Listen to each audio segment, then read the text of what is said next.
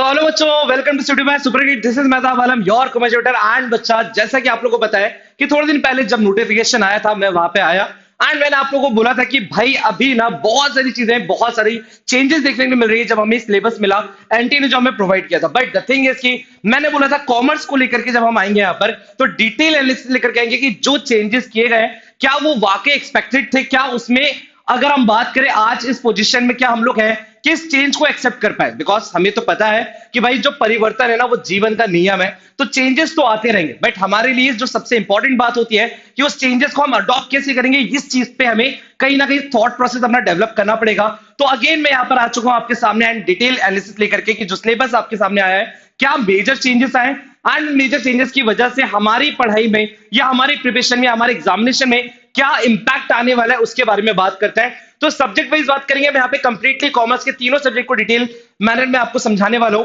सबसे पहले हम बात करेंगे बिजनेस स्टडीज को लेकर के, बिजनेस स्टडीज का जो सिलेबस आया एंड हमें एक PDF milli for the 2025।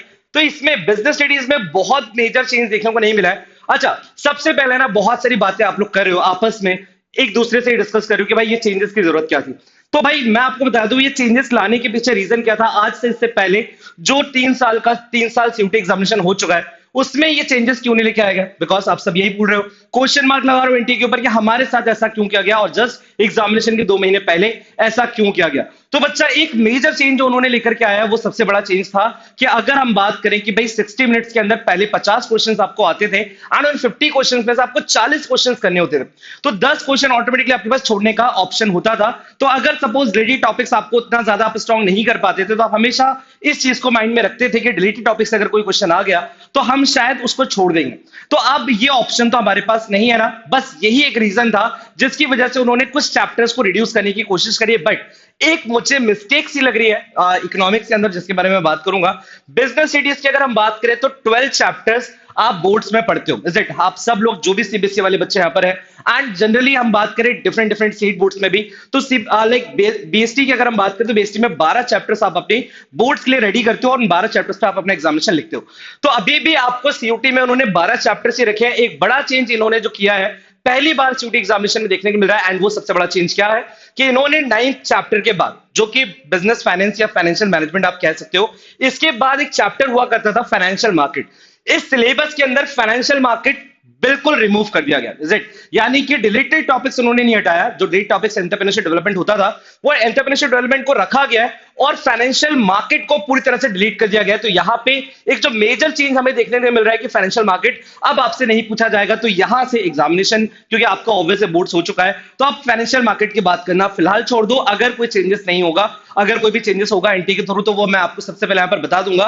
But the thing is कि फिलहाल आप अपने सीयूटी में किसी भी तरह के क्वेश्चंस लगाओ, बट फाइनेंशियल मार्केट के क्वेश्चंस लगाना अब आपके लिए वर्थ इट नहीं होगा, या उस पर टाइम स्पेंड करना आपके लिए टाइम वेस्ट माना जाएगा। बिकॉज उससे कोई क्वेश्चंस नहीं आने वाले, ये हमें एनटी ने बता दिया है। बट ये चीज ध्यान रखिएगा, डिलीटेड टॉपिक्स वाला एंटरप्रेन्योरशिप डेवलपमेंट जो पहले 3 सालों में अवेलेबल था इस साल भी अवेलेबल रहेगा एंड ये एक नया चैप्टर होगा जो आपको कवर करना होगा बिफोर योर एग्जामिनेशन। तो ये सब चीजें कवर आप कैसे करोगे, तो सुपर गेट्स की क्लास में आप लोग यहाँ पर डिटेल मैनर में अपने डेट टॉपिक्स एंड साथ ही साथ में जो पूरा सिलेबस है वो कंप्लीट कर सकते हो। बिकॉज सुपर गेट्स का जो क्रैश बैच आने वाला है उसमें आप अपने आप को एनरोल कर सकते हो एंड बच्चा उस क्रैश बैच की जो भी इंफॉर्मेशन आपको चाहिए डिस्क्रिप्शन में कॉन्टेक्ट नंबर अवेलेबल है, उस कॉन्टेक्ट नंबर पे कॉल करके डायरेक्टली आप टीम के साथ बात कर सकते हो एंड बोल सकते हो क्या मुझे इस बैच में ज्वाइन होना है, तो एट प्रेजेंट अगर मैं ज्वाइन होता हूं तो मुझे क्या बेनिफिट्स मिलने वाले हैं। सो आप लोग फटाफट वहां पर इस चीज का ध्यान रखिएगा। तो बिजनेस स्टडीज में मुझे बहुत ज्यादा टाइम नहीं लगेगा आपको एक्सप्लेन करने में कि कोई बहुत बड़ा चेंज नहीं आया है। एंटरप्रेन्योरशिप डेवलपमेंट जिसके अंदर कुछ टॉपिक्स इन्होंने बता दिए हैं कि concept, function and need, entrepreneurship के फीचर्स एंड कॉम्पिटेंस प्रोसेस भी आ रही है एंड साथ साथ में बच्चा एंटरप्रेन्योरशिप वैल्यूज जो सबसे ज्यादा इंपॉर्टेंट है जिससे हर साल क्वेश्चंस देखने को मिलते हैं आपके एग्जामिनेशन में एंड 4 से 5 क्वेश्चंस। तो ये वाला चैप्टर स्किप करने का बिल्कुल मत सोचना बिकॉज आपके पास चॉइस नहीं है, is it? Now let's move forward towards the accountancy वाला सिलेबस एंड अकाउंटेंसी वाले सिलेबस की अगर हम बात करें तो इसमें भी कुछ एक्सपेक्टेशन थी हमारी। जैसा मैंने पहले कई सेशन में बोला था कि इस बार डिलीटेड टॉपिक्स के हटने के चांसेस बहुत ज्यादा हैं बिकॉज जब आपको चॉइस नहीं मिल रही है एग्जाम में तो आपसे वो एक्सपेक्ट नहीं करेंगे कि लास्ट 1 मंथ के अंदर आप अपने कुछ इंपॉर्टेंट चैप्टर्स जो डिटेल मैनर में एनपीओ होता था, जो कंप्यूटर अकाउंटिंग होता था, जो रिडम्पशन और डिवेंचर होता था, उन चैप्टर्स को आप रेडी कर पाओ और आप पूरे मैंडेटरी क्वेश्चंस के साथ उसको लगा पाओ, ये सारी प्रोसेस ना हो, ये सारी प्रॉब्लम्स क्रिएट ना हो। दैट्स व्हाई उन्होंने क्या किया है, नॉन प्रॉफिट ऑर्गेनाइजेशन को सबसे पहले रिमूव कर दिया। तो आपका जो सिलेबस स्टार्ट हो रहा है, अकाउंटिंग फॉर पार्टनरशिप फर्म, जो कि ऑलरेडी आपके बोर्ड्स में था, रिकॉन्स्टिट्यूशन ऑफ पार्टनरशिप के सारे टॉपिक्स, कुछ भी नहीं छोड़ना, इज इट? एक भी चीज इसमें डिलीट नहीं है, तो ये बिल्कुल भी मत करिएगा कि इस चैप्टर में ये वाला चीज नहीं आएगा, ये वाला चीज आएगा, ऐसा बिल्कुल भी आपको नहीं करना है, बिकॉज पूरा topic completely reconciliation of partnership firm, चाहे वो चेंज इन पेसार हो, चाहे वो एडमिशन हो, चाहे वो रिटायरमेंट हो, चाहे वो डेथ हो, ये सब कुछ आपसे पूछा जाने वाला है। डिसोल्यूशन ऑफ पार्टनरशिप फर्म पूरा कंप्लीटली आ रहा है। यूनिट 4 आपको छोटा सा दिख रहा होगा, बहुत सारे बच्चे ये भी बोल रहे थे कि सर यूनिट 3 के बाद यूनिट 5 आ गया, यूनिट 4 गायब है, बट यूनिट 4 यहाँ क्लियरली लिखा हुआ है। तो यहाँ पे आप देख सकते हो यूनिट 4 के अंदर कि यूनिट 4 में कंपनीज अकाउंट को पूरा रखा गया है, इश्यू ऑफ शेयर्स पूरा कंप्लीटली आएगा, एंड इश्यू ऑफ डिवेंचर में रिडम्पशन इन्होंने मेंशन नहीं किया, ठीक है? तो इश्यू ऑफ डिवेंचर आपको दिख रहा होगा at par, at premium and at discount, issue of debenture for consideration, then cash भी इन्होंने मेंशन किया है, बट रिडम्पशन का वर्ड यूज नहीं किया है। इट मींस रिडम्पशन वाला चैप्टर आप क्लियरली छोड़ सकते हो, कोई भी इशू नहीं है, उससे क्वेश्चंस आपके एग्जामिनेशन में नहीं देखे जाएंगे, इज इट? फिर हम आगे बढ़ते हैं, analysis of financial statement as expected, सब कुछ पूछा जा रहा है आपसे, चाहे वो एनालिसिस ऑफ फाइनेंशियल स्टेटमेंट में आपका कंपैरेटिव कॉमन साइज हो, चाहे आपका रेशियोज हो, चाहे वो कैश फ्लो स्टेटमेंट हो, कंप्लीटली यानी एक एक एडजस्टमेंट आपको यहां पर पूछा जाएगा, कुछ भी आपसे नहीं छुड़वाया जा रहा है, इज इट? तो ये वाली बात आपने क्लियरली यहां पे समझ ली। एंड उसके बाद एक जो सबसे बड़ा झोल चल रहा है माइंड में, एंड इवन मैं भी बहुत ज्यादा सोच रहा हूं कि यार ये चीज कैसे पॉसिबल है, कैसे एनटीए कंडक्ट करवाएगा, जो उन्होंने एक ऑप्शनल वर्ड यूज करके गलती कर दी।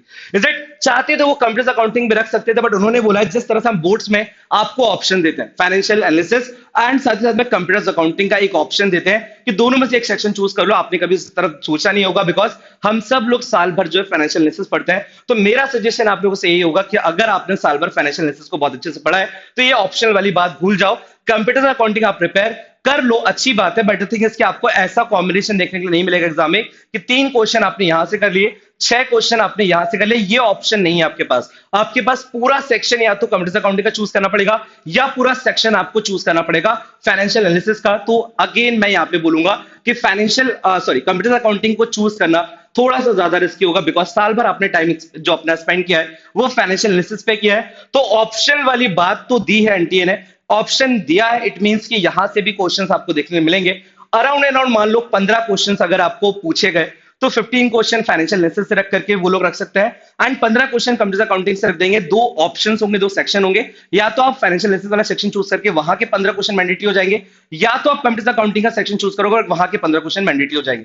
तो ये बात इंपॉर्टेंट है, नोट कर लो। कोई ये ना सोचे कि यार मुझे वो भी पूरा प्रिपेयर करना है, मुझे ये भी पूरा प्रिपेयर करना है। आप ये चीज ध्यान रखिएगा कि दोनों प्रिपेयर करना। अगर आपके पास बहुत ज्यादा टाइम है, आपको पता है कि फाइनेंशियल एनालिसिस मेरा पूरा रेडी है, तो आप यहाँ पे टाइम दे सकते हो कि यार मैं पूरा कंप्यूटर अकाउंटिंग रेडी करके जाऊंगा, एंड वहां पे देखूंगा कि मेरे क्वेश्चन ज्यादा कहां से सॉल्व हो रहे हैं। बट ये थोड़ा रिस्की होगा, ये उन्हीं बच्चों के लिए जिनको कॉन्फिडेंस है कि भाई फाइनेंशियल एनालिसिस से कुछ भी आ जाए मुझे बन जाएगा, तो मैं अपना टाइम कंप्यूटर अकाउंटिंग में दे दूं। अदरवाइज आप यहां से एक सेक्शन चूज करके अगर आप पूरी कंप्लीटली प्रिपरेशन सेक्शन की करते हो तो आपको प्रॉब्लम नहीं आएगा। Now let's move forward. जो सबसे ज्यादा टिपिकल चीज चल रही है, जो सबसे ज्यादा प्रॉब्लमेटिक लग रही है, एंड जिसको लेकर के हर इंसान बात कर रहा है, हर टीचर बात कर रहा है, हर स्टूडेंट बात कर रहा है कि इसकी जरूरत क्या थी।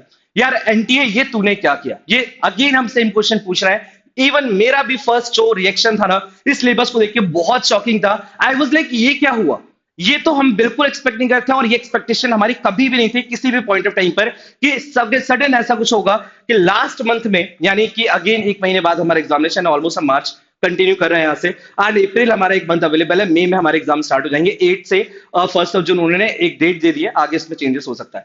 बट द थिंग इज की इसकी जरूरत क्या थी, बिकॉज आपने साल भर जो हमसे पढ़वाया, सीबीएसई वालों बच्चों ने पूरे साल भर इंडियन इकोनॉमिक्स को रट गए, बिल्कुल डीप में डेप्थ में जाके पढ़ाई करी कि हमें बोर्ड्स में काम आएगी, साथ ही साथ हमारे सीयूटी में भी इंडियन इकोनॉमिक्स काम आएगा। बट आज उन्होंने ऑप्शन तो छोड़ो, उसका एक टॉपिक रहने नहीं दिया, और उन्होंने क्या किया, माइक्रो पूरा ऐड कर दिया बच्चा। अभी जो मुझे सिलेबस यहां पे दिख रहा है, इसमें आपको introduction to micro economics, then consumer behaviour demand, जिसमें सब कुछ आता है, चाहे मार्केट डिमांड हो, चाहे लॉ डिमांड हो, चाहे डिटरमिनेंट्स हो, चाहे मेजरमेंट ऑफ प्राइस इलास्टिसिटी हो, चाहे तीनों मेथड प्राइस इलास्टिसिटी के, चाहे टोटल एक्सपेंडिचर ज्योमेट्रिक मेथड हो या परसेंटेज मेथड हो, सारे मेथड आ रहे हैं इलास्टिसिटी के, यानी कंप्लीट माइक्रो का जो डिमांड वाला चैप्टर पूरा कंप्लीट पूछा जाएगा। प्रोडक्शन बिहेवियर डाल दिया। ये 2 चैप्टर तो चलो पहले भी हुआ करते थे, ये 2 चैप्टर तो पहले भी डिलीटेड माने जाते थे, हम रेडी करते थे अपने एग्जामिनेशन से पहले, बट आज को मैंडेटरी कर दिया गया है। और ये भी पूरा पढ़ोगे प्रोड्यूसर इक्विलिब्रियम के अंदर, जिसमें cost, revenue, supply, supply curve, जितनी भी चीजें होती हैं माइक्रो के अंदर एज इट इज आप पूरा कंप्लीट करेंगे। फॉर्म्स ऑफ मार्केट में सारे मार्केट पे क्वेश्चन आएगा, जिसके अंदर सारे मार्केट का ग्राफ, सारे मार्केट की जो डेफिनेशन है, सारे मार्केट की जो डिफरेंसेस है, तो वो सब कुछ पूछा जाएगा। यानी ये एक बड़ा मेजर चेंज है जिसको लेकर के सोचना पड़ रहा है, बिकॉज टाइम कम है, पूरा माइक्रो कंप्लीट करना है। अभी आप लोग 26 ऑफ मार्च तक जो है ना बिजी हो अपने बोर्ड्स के लिए, तो उसके बाद सडन चेंज करना एंड माइक्रो पूरा कंप्लीट करके रेडी करके पहुंचना, क्योंकि 50 क्वेश्चन पूरे करने हैं, ऑप्शन वहां भी नहीं मिल रहा है। थोड़ा सा टिपिकल होने वाला है हमारे लिए, बट ये सारी प्रॉब्लम्स को सॉर्ट करने का एक ही सॉल्यूशन है कि आपको पढ़ाई करनी है।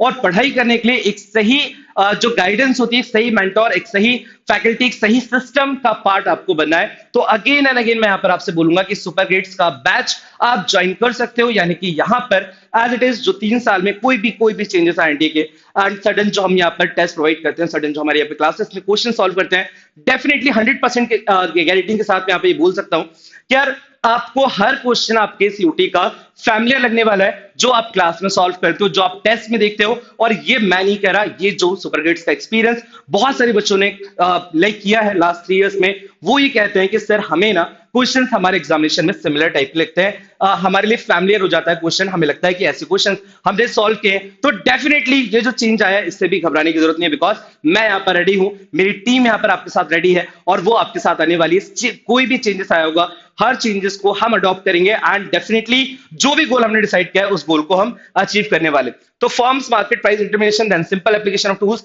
ये एक मेजर चेंज था जिसको मैंने यहां पर हाईलाइट किया। इसके बाद अगर हम बात करें तो मैक्रो का एज इट इज पूरा सिलेबस है एंड पूरा macro without any deduction, any topic, एक भी टॉपिक को रिड्यूस नहीं किया गया है और पूरा कंप्लीट मैक्रो, चाहे डिटरमिनेशन ऑफ इनकम में एक्सेस डिमांड की बात हो, डेफिसिट डिमांड की बात हो, इन्फ्लेशनरी गैप, डिफ्लेशनरी गैप हो, मनी एंड बैंकिंग में सारे टॉपिक्स कवर हो रहे हैं। गवर्नमेंट बजट को और डिटेल कर दिया गया, बैलेंस ऑफ पेमेंट को, एंड साथ ही साथ में यहाँ पर फॉरेन एक्सचेंज वगैरह का पूरा टॉपिक है। यानी ये भी सोचना कि फॉरेन एक्सचेंज आएगा या नहीं आएगा, ऐसा बिल्कुल भी आपको नहीं सोचना है।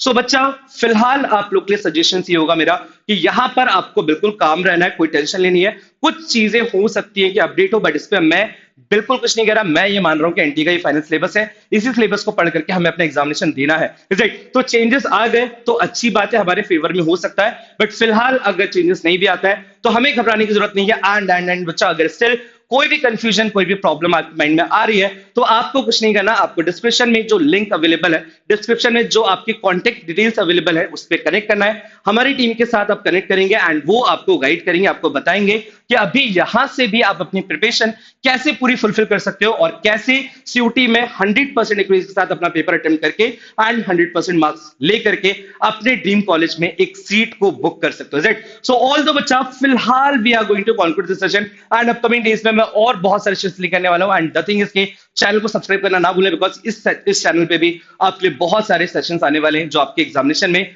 बहुत ज्यादा इंपॉर्टेंट प्ले करेंगे, राइट। सो ऑल दो इन्हीं सारी बातों के साथ फिलहाल we are going to conclude this session. मिलते हैं आप लोग साथ बहुत जल्द नेक्स्ट सेशन में बहुत सारे कॉन्सेप्ट्स एंड क्वेश्चंस के साथ। अभी के लिए इतना ही। Thanks so much, bye bye.